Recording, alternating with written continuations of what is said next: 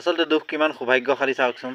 যেতিয়া মানুহে দুখ পায় তেতিয়া আপোন মানুহবিলাকলৈ মনত পেলায়, আৰু যেতিয়া সুখ ধন টকা পইচা বিলাসিতা আহে তেতিয়া সেই আপোন মানুহবিলাকলৈ মনতেই নপৰে। নমস্কাৰ প্ৰিয় বন্ধু বান্ধৱীসকল, পুনৰবাৰ স্বাগতম জনাইছোঁ মোৰ অন্য এটা নতুন মটিভেশ্যনেল ভিডিঅ'লৈ।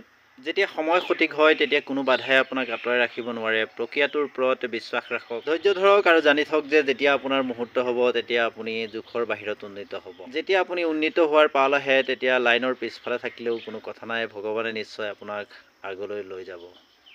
এইখিনিতে সফলতাৰ কেইটামান পদক্ষেপ আপোনালোকৰ আগত উল্লেখ কৰিছোঁ। দৈনিক বৃদ্ধিৰ প্ৰতিশ্ৰুতি দিয়ক। পৰিঘটনাতকৈ প্ৰক্ৰিয়াটোৰ ওপৰত বেছি গুৰুত্ব দিয়ক। কাৰোবাৰ প্ৰেৰণাৰ বাবে অপেক্ষা নকৰিব। সুযোগৰ বাবে আনন্দ ত্যাগ কৰিবলৈ ইচ্ছুক হওক। আপোনাৰ পৰিকল্পনাবোৰ আৰু ডাঙৰ সপোনবোৰক সদায় অগ্ৰাধিকাৰ দিয়ক।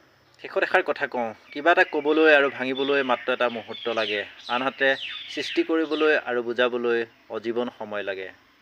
প্ৰেমে সদায় ক্ষমা বিচাৰি ভাল পায় আৰু অহংকাৰ কৰাজনে সদায় ক্ষমা বিচৰাজনৰ কথা শুনি ভাল পায়। আজিৰ ভিডিঅ'টো ইমানেই আছিল। যদি ভিডিঅ'টো ভাল লাগিলে তেতিয়াহ'লে নিশ্চয় এটা লাইক কৰাৰ লগতে আপোনাৰ মনৰ কথাবোৰ কমেণ্ট বক্সত লিখি থৈ যাবলৈ অনুৰোধ জনালোঁ।